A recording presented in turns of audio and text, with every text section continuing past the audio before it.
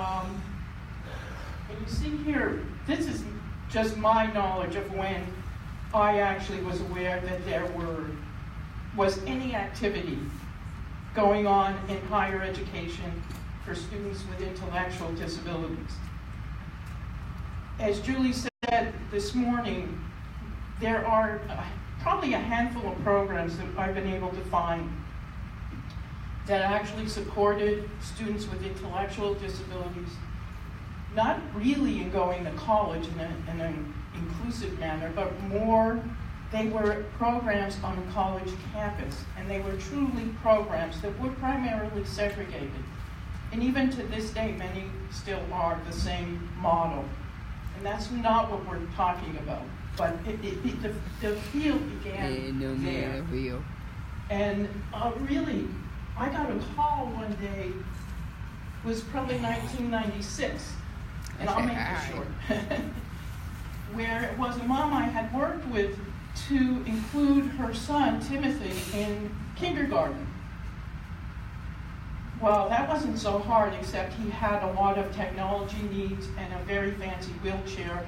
And this was in New England and terribly inaccessible, but they finally came up with some solutions.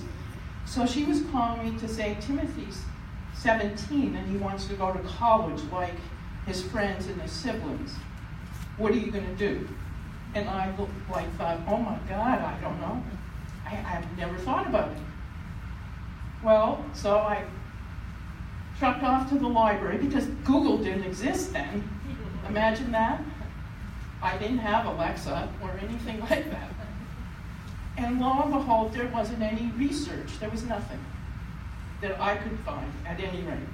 And you'll see here an example of some of the initial pioneers, if you will, were Taft Community College in California, Houston Community College in Houston, and Roswell Community College. I think their name has changed. But they were larger programs, substantially segregated, and I mean, some of them have several hundred students at a time, a semester, fiscal and academic year. We have moved a long way from that, I'm excited to report. So back up until the year 2000, there was really nothing. There was no database of programs, there was no funding, no research. So we started kind of like a blank slate, if you will, with other than these handful of substantially separate programs. Sharon, you want to add to that? Nope, I'll let you do the beginning and I'll jump in. Okay. 2000 to 2007. Finally, there was a rehabilitation research and training center on post-secondary education supports for students with all disabilities. But it was the first one, and as it turns out, unfortunately, it's been the only one. I was working on that. That was awarded to the University of Hawaii in Manoa. So I got to go to Hawaii for 5 years in a row, which was kind of cool. And I grew to have a certain fondness and love of the Hawaiian spirit. Additionally, we had a strand. This was the first strand that focused research on post-secondary education for students with intellectual disabilities. So a body of knowledge was just starting to form, and it was pretty exciting. And then in 2003 is really when Think College was born. NIDA had the National Institute of Disability and Independent, what is it? Independent Living Rehabilitation Research. They changed their name and I always mispronounce it. They had some unspent funds. Really? I didn't know that happened in government. So in 2003, I learned NIDA contacted us and asked if we would actually develop a database that listed post-secondary education programs for students with intellectual disabilities. And they also said, would you put it on a website? So then the natural thing was, what do you call this website? In college is what the gentleman I work with came up with. Thank you, Angela. So we were very excited. That's kind of when Think College started. And there was the first database. You start seeing funding. The Office of Special Education Programs were the first funders, model demonstration and outreach. And so we started to get a research database. Not great, but it was something where there was nothing. 2008 hits. And I tried to highlight it. I made the 2008 bigger, but it doesn't look that much bigger. I'm not sure what happened. But I highlighted the Higher Education Opportunities Act for students. Well, it's really the Opportunity Act. It covers cross-disability, but for the very first time included students with intellectual disability. And it never probably would have passed if it wasn't for the work of Sharon Lewis, Stephanie Lee, and Madeline Will. Were the three key, real policy people that were up on the Hill constantly trying to make it happen. So, and to be clear, I was actually staff on the Hill. And the advocates worked really hard, and actually the other champion in all of this, starting earlier, a little bit earlier than that, was actually Eunice Shriver, which is something that people don't talk a lot about. People know her related to Special Olympics, but she was actually the first champion around students with intellectual disabilities going to college at a national level. And I remember the very first time I met with her, she asked me about it. She's like, she used to call families of kids with intellectual disabilities our special families and our special friends. It just made me nuts. But that was one of her first questions, like, well, what do you think we should do about our special friends going to college? So the Higher Education Act was groundbreaking for a whole bunch of reasons. First of all, it is the federal funding structure for all higher education. It's not just about disability. This is the underlying legislation, the same way we think about IPEA for kids with disabilities, or the Elementary and Secondary Education Act. HEA is the IHE funding stream that establishes all the rules around federal financial aid and how programs can access those resources and standards, et cetera. And so getting this toe in the door, and really it was a toe in the door, was critically important in order to say to the higher education community, this is important. This is a group of students that we want to see going to college.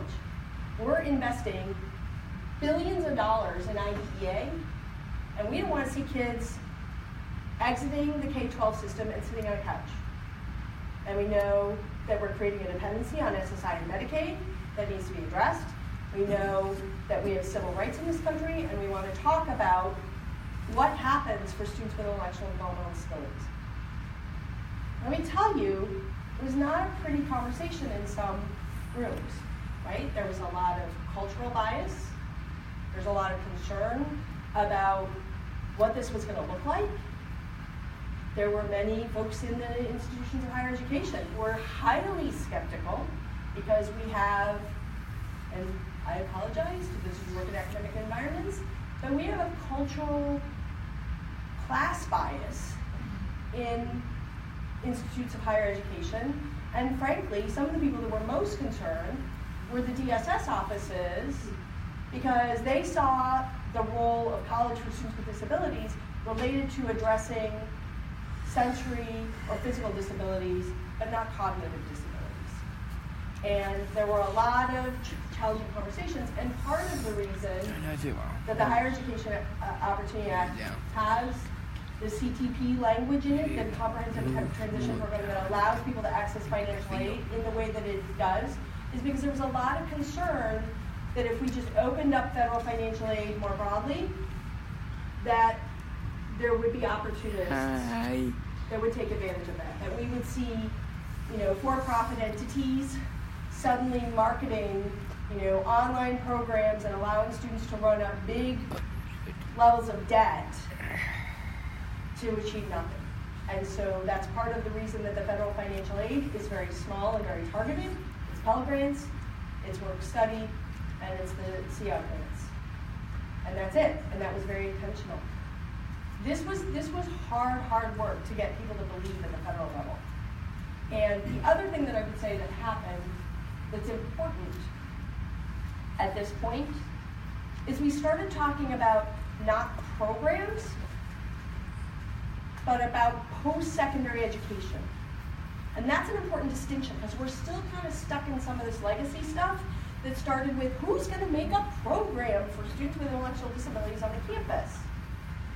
You know, and part of the conversations that Debra and Meg Regal and a bunch of us had was, and we'll talk in a minute about standards, was how do we build something that is framed against how people in higher ed think, because we want this to be about higher ed. We don't want to take the bad lessons from K-12 around segregating and being focused on health and safety and port that up into college, and we don't want programs.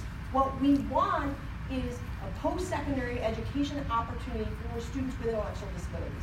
And you're going to hear me say that like 100 times today, because it's really hard to understand the distinction, and it's really, really critically important for success. Because we don't need to create more clumps, in my technical language, of students with intellectual and developmental disabilities who are other in any other way on the college campus. It actually is a disservice. It's a disservice to families, it's a disservice to those kids, and it's a disservice to the entire college community when we say the rules are different, this looks different, the program is different, because what we're saying is those kids are different.